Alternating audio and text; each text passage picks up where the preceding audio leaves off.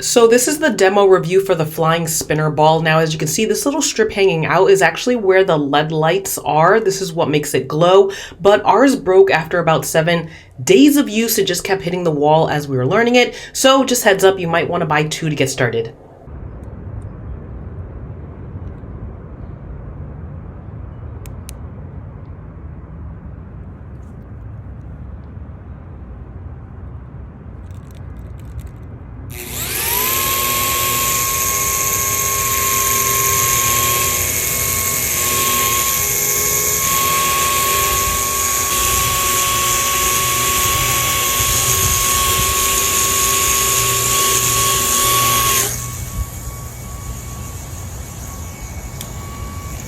Now, if you want to turn it off, the only thing you have to do is just turn it upside down and give it a good shake, and that turns the ball off.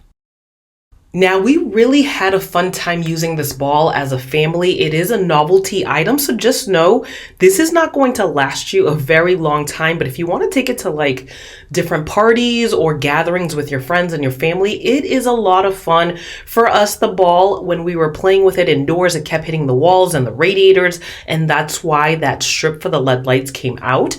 So that's why I do recommend buying more than one, because you might just want to practice with one. Once you get a hang of it, then go ahead and use the second one, and that will last you a lot longer.